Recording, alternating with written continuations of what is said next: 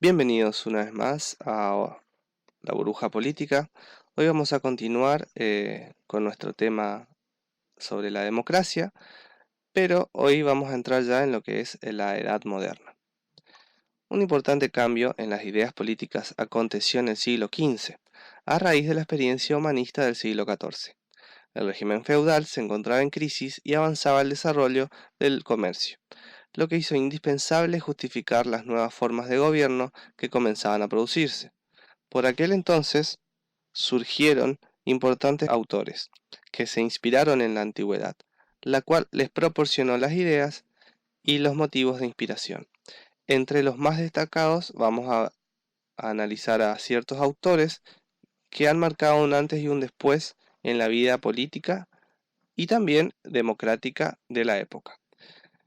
Pero antes vamos a hablar de lo que sucedió en el siglo XVI y comienzos del XVII, en donde va a surgir uno de los países democráticos en Europa. Este país fue de origen polaco-lituana y se denominó República de las Naciones. Contaba con un sistema político de la mancomunidad y fue llamado Democracia de los Nobles o Libertad Dorada. Se caracterizaba por la limitación del poder del monarca, por las leyes y la Cámara Legislativa, controlada por la nobleza de Polonia.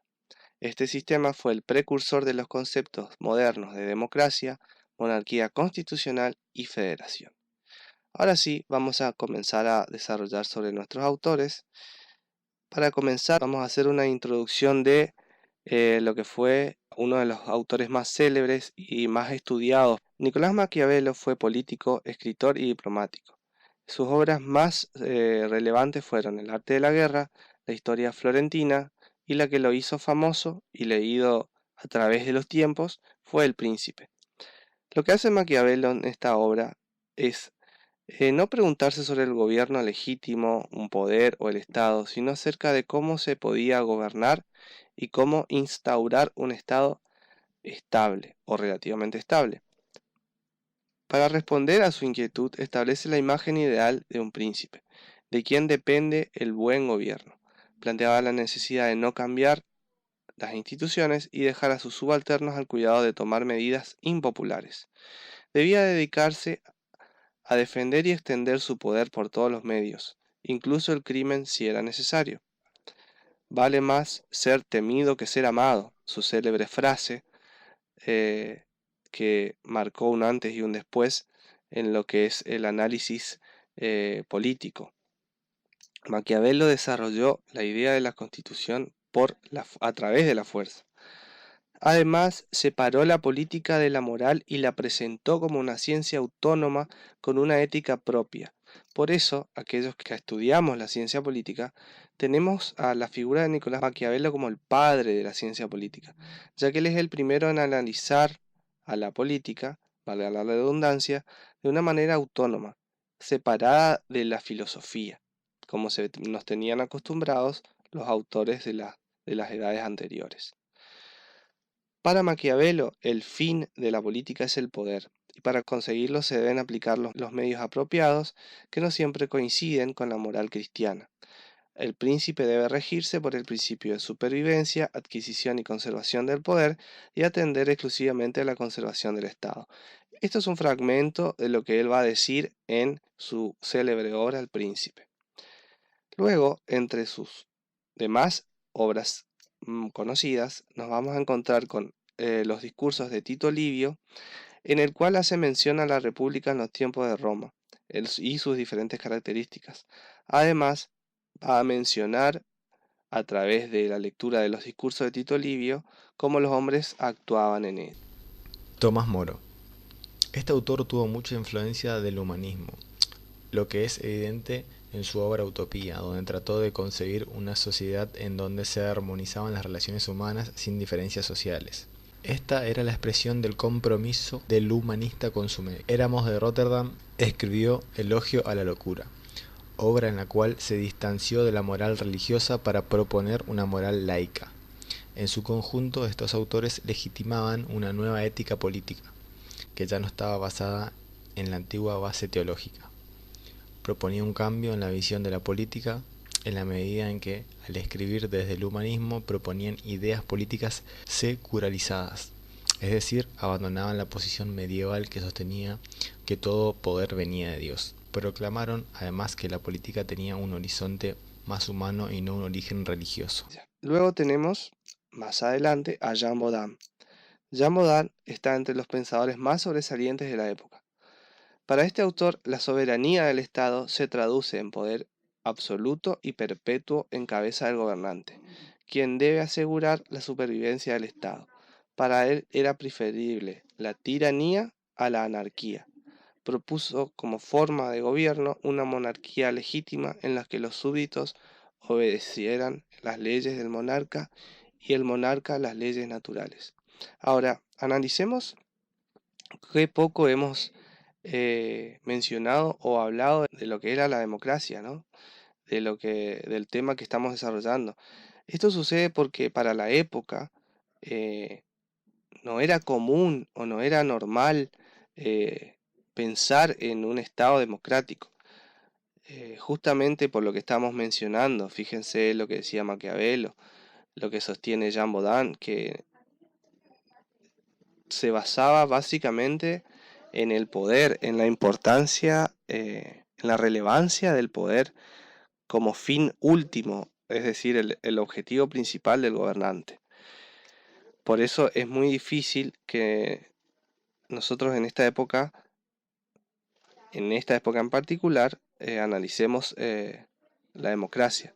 Pero nosotros lo que pretendemos con esta explicación es dar un contexto de cómo se veía la política en ese entonces. Y con los temas que vamos a seguir tocando, van a entender o vamos a entender todos cómo fue evolucionando este pensamiento hacia la democracia. Entonces, continuemos. El absolutismo moderno, debido a la reforma que vamos a analizar un poco más adelante, a comienzos del siglo XVII, Francia estaba dividida entre católicos y protestantes. Por aquel entonces, la situación política era grave, debido al descontento de los hugonotes, o huguenot, como le decían los franceses, a los protestantes, y algunos de los sectores nobles que solicitaron la convocación de los Estados Generales. Esta era una especie de parlamento donde estaban representados los nobles, el clero y el tercer estado. En el tercer estado era aquel que estaba conformado por la burguesía. El enfrentamiento de estos últimos con los otros dos estamentos llevó a que se cerraran las sesiones de los Estados Generales, que solo se reabrieron hasta 1789, con la Revolución Francesa. La situación cambió cuando el rey nombró en 1624 al cardenal Richelieu, quien con sus ideas inauguró una nueva experiencia política, el absolutismo, perfeccionada por su sucesor, el cardenal Mazarin. El absolutismo estaba basado en la concentración del poder en manos del rey, para lo que había que quitarle poder a los nobles, lo que le permitía gobernar sin la ayuda de ningún otro estamento. Todo el poder, los negocios y la administración eran controlados por el rey. Entre las características más importantes podemos encontrar que el absolutismo descarta la posibilidad de obtener poder por el solo hecho de tener condición noble o pertenecer a la familia real. El poder fue totalmente personal, lo que implicó el sometimiento de los funcionarios independientes. Ustedes fíjense que lo que hacen también durante el absolutismo, lo que hacían los reyes, eh, las diferentes coronas, ¿no? Realmente sometían a toda la población, inclusive a los nobles que no eran tan cercanos a la corona, sometían a la voluntad del rey, eran sometidos a la voluntad del rey. Eh, por eso podemos mencionar que se instaura una policía política para evitar conspiraciones. Cualquier acto sospechoso podía ser un intento de sublevación. En los cargos importantes se nombraba a quienes admiraban y eran devotos al rey. No estamos hablando de ningún tipo de capacidad, sino que de confianza, de las personas de confianza al rey, eran aquellos que ostentaban cargos importantes Con todos estos aspectos, el rey se presenta como un soberano único y universal, convirtiéndose en la unidad del Estado. El absolutismo estaba sustentado desde una concepción teocrática, según la cual Dios había hecho a los reyes para que gobernaran de manera absoluta sobre los hombres. El absolutismo se expandió por toda Europa y se mantuvo vigente hasta el siglo XVIII. El liberalismo temprano y sus ideólogos. Mientras que en la mayor parte de Europa se imponía el poder absolutista, en Inglaterra y Holanda esta forma de gobierno no logró triunfar. Estas dos naciones desarrollaron una monarquía parlamentaria de carácter liberal, que supeditaba el poder real al Parlamento. Este tipo de gobierno permitió que se consolidara a la burguesía y, con ella, la ideología liberal. Esta ideología fue alimentada por los acontecimientos que siguieron a la revolución que llevaron a cabo los burgueses ingleses liderados por Oliverio Cromwell a mediados del siglo XVII. Este cerró el Parlamento en 1653 acusándolo de haber abusado de la autoridad y gobernó con ayuda del ejército, situación que se mantuvo hasta 1658 cuando murió. Su hijo lo reemplazó, pero dejó el cargo en 1660. El poder quedó en manos del ejército hasta que el Parlamento convocó nuevas elecciones y se pidió el retorno de Carlos II, quien en adelante asumió el trono. A partir de entonces se estableció la Declaración de Derechos, que limitaba el poder real y subordinaba la figura del rey al Parlamento. En este contexto surgieron las novedosas ideas de algunos pensadores en cuyas obras planteaban la aparición del individualismo y el utilitarismo en la política. Además, se preocupaban por la seguridad y la paz. Estos autores recogían los temas que más se debatían por aquellos días, especialmente las vinculaciones entre religión y política. Entre los más representativos podemos mencionar a Los contractualistas.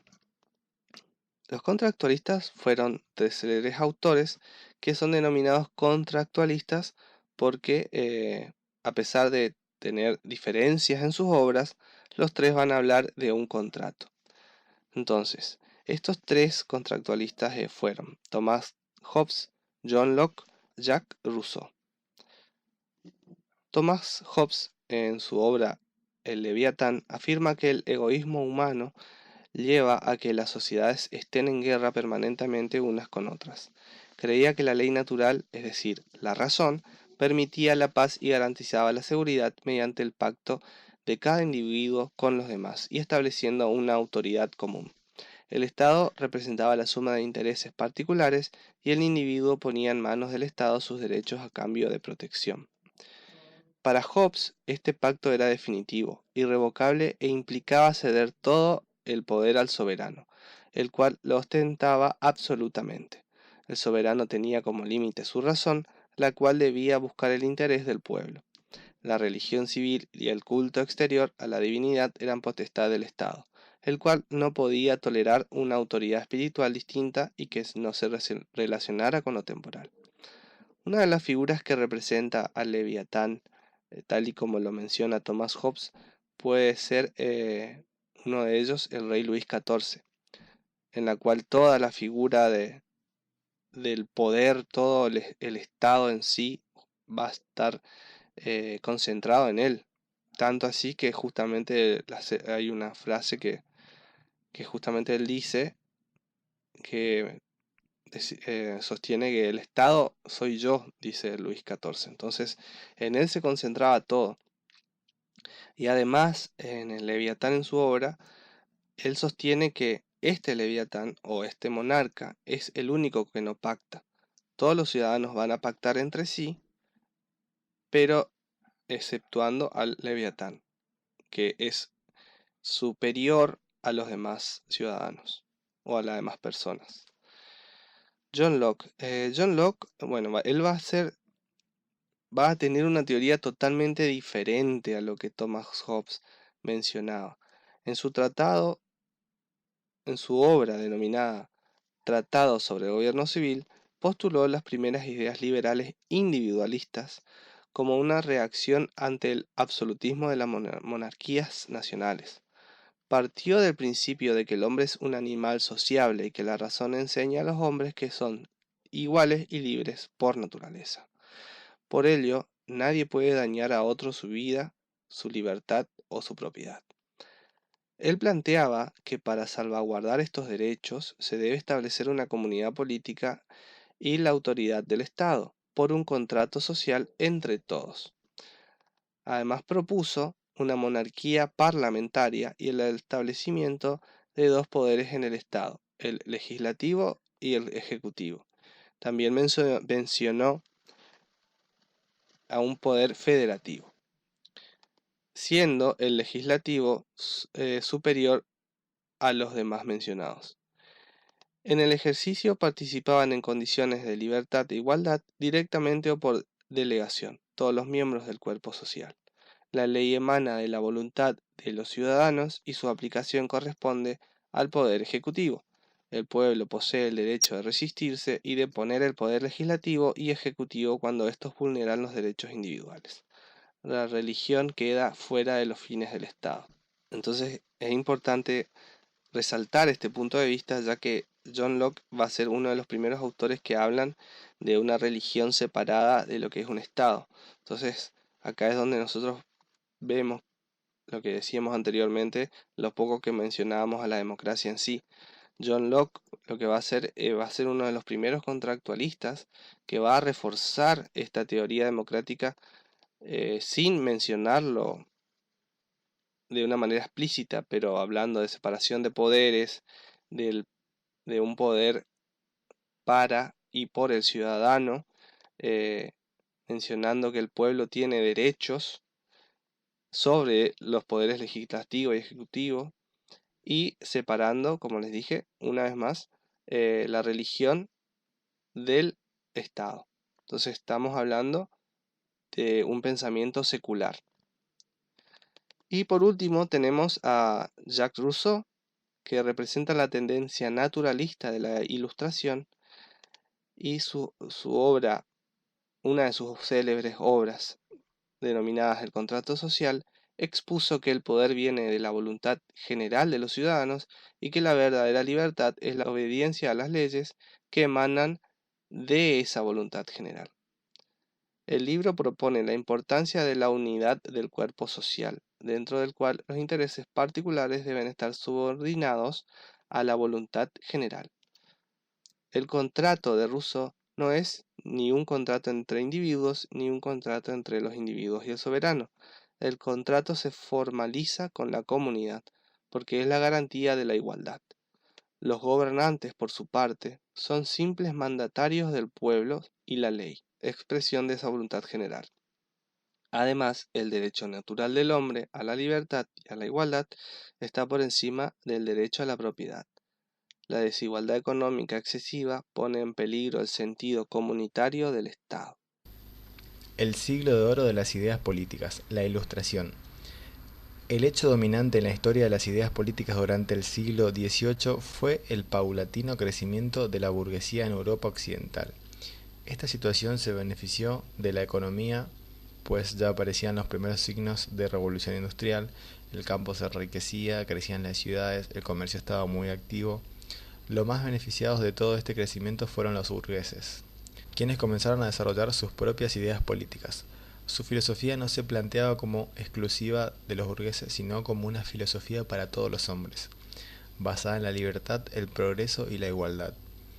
La Ilustración fue uno de los resultados de las nuevas ideas que se desarrollaron con el humanismo y según las cuales el hombre y su entorno eran el objeto fundamental de las ciencias y de la filosofía. La Ilustración se centró en la razón ya que, a partir de ella, se podía llegar al desarrollo de una nueva sociedad. Entre sus principales ideas políticas se aboga por las libertades, la educación y la búsqueda de sistemas políticos contrarios al absolutismo de la época. De esta manera, su principal objetivo era establecer un orden social adecuado a la naturaleza humana y apto para lograr la felicidad. Con la fuerza que fue adquiriendo la Ilustración, en la segunda mitad del siglo XVIII comenzó a publicarse en Francia una gigantesca obra selectiva que se llamó Diccionario razonado de las ciencias, las artes y los oficios, el cual se conoce con el nombre genérico de la enciclopedia, la cual atacaba al poder absoluto de los reyes y se oponía a la ignorancia, la superstición y la intolerancia. Fue tan impactante su aparición que pronto se convirtió en uno de los principales mecanismos de la difusión de la Ilustración por Europa y América. En Europa, la Ilustración prosperó en Alemania, Inglaterra, Rusia, Austria, España y Portugal, y, aunque el movimiento había nacido entre la burguesía, penetró también entre algunos reyes de los estados absolutistas europeos. Entre los monarcas, estas ideas inspiraron reformas sociales y económicas, pero no aceptaron la participación de la población en el gobierno. La razón era muy sencilla: si aceptaban la libertad política, perdían su poder absolutista. Por esta razón, a este tipo de ilustraciones se le denominó despotismo ilustrado. Sus principales representantes fueron Carlos III de España, Federico II en Prusia, Catalina II en Rusia, José II en Austria y Gustavo III en Suecia, entre otros. El impacto de las ideas ilustradas fue muy importante en las colonias porque se divulgaron entre los criollos ideas nuevas como igualdad, fraternidad, libertad. Con base en estas ideas elaboraron sus programas revolucionarios los próceres de la independencia americana como Bolívar, Nariño y Miranda. Las ideas liberales. Las ideas liberales surgieron como un resultado de la Ilustración. Durante el siglo XVIII y buena parte del XIX se consolida la idea de que todos los hombres eran iguales y tenían derecho a elegir a sus gobernantes y a opinar sobre los mismos. El liberalismo, que partía de la razón y se oponía a las actitudes de fe, fue la ideología predominante. Entre los principales filósofos del liberalismo podemos mencionar a Charles de Secondat, barón de Montesquieu. En su obra El espíritu de las leyes, Montesquieu proponía como forma de gobierno la monarquía parlamentaria, en la que el poder absoluto de los reyes estuviera limitado por el Parlamento. Su sistema básicamente era una propuesta de frenos y contrapesos jurídicos en las diversas partes de una constitución. Estableció la separación de los tres poderes del Estado: el ejecutivo, el legislativo y el judicial. Asimismo, Montesquieu se preocupó por distinguir la naturaleza de cada gobierno y dentro de este el papel que cumplía el pueblo. Se le considera hasta hoy en día el padre político del liberalismo. Y luego tenemos a la figura del filósofo Immanuel Kant. Lo que proponía Kant, o lo que asumió Kant, fueron las consignas de igualdad y libertad a partir que van a tomar los protagonistas de la Revolución Francesa. Para él, cada miembro de la sociedad puede vivir dignamente, a su manera, pero en lugar de la fraternidad propone la independencia civil, la cual se deriva del respeto entre los hombres. Kant entendió los principios de igualdad, fraternidad y libertad como deberes y no como derechos naturales. Por otra parte, el Estado debe motivar a los individuos a perfeccionarse y a vivir libremente, por lo que debe asegurar la educación. Rechaza el paternalismo político porque lo considera incompatible con la libertad y con la dignidad humana. Ahora vamos a hacer una mención especial a las revoluciones y a los hechos que han marcado a esta época. Expedición a América. Los navegantes portugueses fueron los primeros que se aventuraron hacia el sur por el Atlántico, con el fin de llegar por otras rutas a las tierras de las sedas y las especias. Una era la ruta de Guinea, en la que a lo largo del siglo XV los marinos portugueses realizaron importantes descubrimientos. Durante gran parte del siglo XVI los portugueses tuvieron el monopolio del comercio de la seda y de las especias hacia Europa, y Lisboa era uno de los principales puertos europeos. Juan II fue el rey portugués más importante en esa época. En Castilla, los reyes católicos habrían comenzado una política de conquista en el norte de África, que rivalizó con la expansión atlántica de Portugal. El Tratado de Alcazoas, acuerdo firmado entre Castilla y Portugal en 1479, reconoció a Castilla el dominio sobre las Islas Canarias. Las capitulaciones de Santa Fe. Colón fue un navegante cuyo origen aún no está claro, aunque predomina la teoría de que era genovés. Creía que la Tierra era esférica y pensaba que se podía llegar más rápido a Asia y a las Islas de las Especias navegando hacia el oeste. Presentó su proyecto a los reyes católicos, con los que firmó en 1492 las capitulaciones de Santa Fe. En ella se establecía que Colón recibiría los títulos de almirante de la mar oceánica y virrey de las tierras que descubriera, así como la 10ª parte de todos los beneficios obtenidos. Colón realizó 4 viajes a América. La primera expedición estaba formada por 3 naves, la Niña, la Pinta y la Santa María, y la componían 105 hombres. Salió del puerto de Palos el 3 de agosto de 1492 y después de una escala en las Islas Canarias llegó a la tierra firme el 12 de octubre del mismo año. Era una isla a la que Colón llamó San Salvador. Se había descubierto América, aunque Colón murió sin saber que se trataba de un nuevo continente. La Reforma Protestante del siglo XVI. La Reforma Protestante fue un movimiento de índole religioso que comenzó en Alemania en el siglo XVI. De manera simbólica, se suele considerar que este movimiento comenzó cuando su impulsor Martín Lutero elaboró un documento denominado las 95 Tesis en las puertas de la iglesia de Wittenberg. La Iglesia Católica era la institución más poderosa de la época. Sin embargo, durante el siglo XVI, algunas de sus prácticas comenzaron a ser cuestionadas. Las acusaciones de corrupción eran numerosas, así como las denuncias de faltas de piedad religiosa. La venta de indulgencias fue el detonante final de la Reforma Protestante. Las tesis protestantes restaban mucho poder al papado, tanto religioso como económico. En el segundo aspecto, los reformistas trataron de acabar con el mercantilismo en la institución.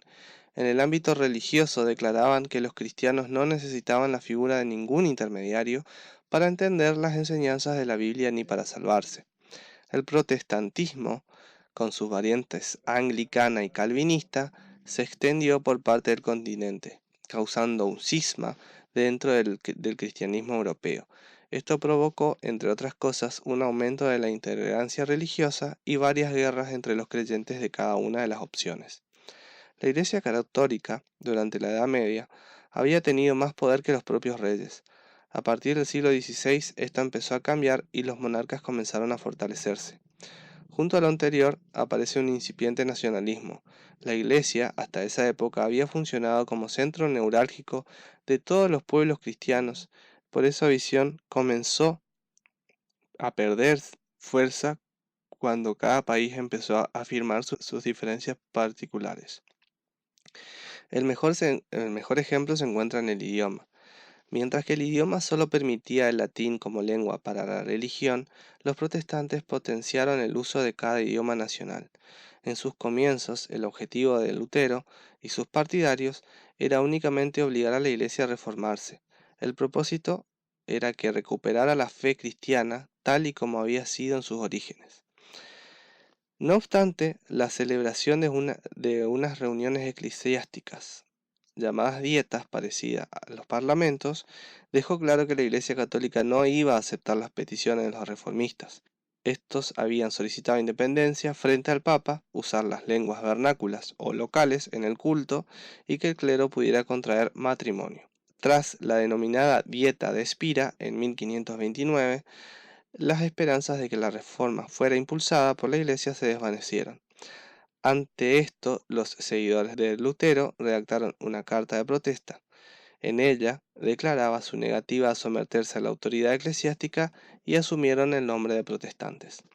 Ahora, es importante y muy importante hablar de esta reforma porque lo que plantea es la democratización, si se quiere, o sea, se puede decir un intento de democratizar a la Iglesia Católica, es lo que pretendió Martín Lutero con la propuesta de reforma. Como analizamos en el texto o en lo que en lo que recién dijimos, la Iglesia Católica era sumamente poderosa, inclusive más poderosa que los propios reyes. Y Martín Lutero lo que vio fue que este poder envició a gran parte de los integrantes de la Iglesia y a través de su tesis intentó este cambio. La Contrarreforma Católica. La jerarquía de la Iglesia Católica reaccionó para impedir que la reforma se extendiera aún más. Para ello estableció una serie de medidas para controlar la difusión de esas ideas. La Iglesia Católica convocó el Concilio de Trento para tratar de frenar a los reformistas. Entre los acuerdos tomados se encuentra la reactivación del Tribunal de la Inquisición. Igualmente, se estableció una lista con los libros prohibidos para ser leídos por los católicos. Se fundó la Campaña de Jesús y se reafirmó la jerarquización de la Iglesia, con el Papa como jefe máximo. La Paz de Westfalia. La Paz de Westfalia fue la paz que en 1648 dio fin a la Guerra de los 30 Años, la cual había asolado Europa desde el año 1618. La Paz de Westfalia creó el primer sistema internacional, abogó por la secularización de la política, lo que de paso acababa con las guerras de religión que hubo desde las mencionadas reformas luteranas a inicio del siglo XVI, y edificaba el primer paso hacia la destrucción de la sociedad corporativa en beneficio del ideario individualista esbozado en el Leviatán de Thomas Hobbes. Para ratificar la paz se firmaron dos tratados, en Osnabrück y en Münster. Los edictos de la Paz de Westfalia sentaron los fundamentos de las ideas centrales de la nación-estado soberana, acordándose que los ciudadanos se atuvieran a las leyes y designios de sus propios soberanos. Asimismo, sentó las bases de la disposición territorial europea, que duraría mayoritariamente hasta las campañas napoleónicas. Ideológicamente y geopolíticamente, la Paz de Westfalia también tendrá una consecuencia importante. Será tras de esta paz cuando nacerá el concepto de Estado tal y como lo conocemos en la actualidad. A partir de Westfalia, el Estado será una forma de organización política en un determinado territorio, el cual está delimitado por fronteras. El capitalismo y la industrialización reforzarán a estos estados, cuyas bases ya se habían iniciado a comienzos de la Edad Moderna. La Revolución Gloriosa fue el derrocamiento de Jacobo II en 1688 por una unión de parlamentarios y el Statuder. El Statuder fue un cargo político de las antiguas provincias del norte de los Países Bajos que conllevaba función ejecutiva. El Statuder durante la Revolución Gloriosa fue Guillermo de Orange. Algunas veces también se llama la revolución o se le denomina revolución incruenta, aunque hubo combates y pérdida de vidas humanas tanto en Irlanda como en Escocia. Los historiadores católicos y los Tories, que eran una facción partidaria del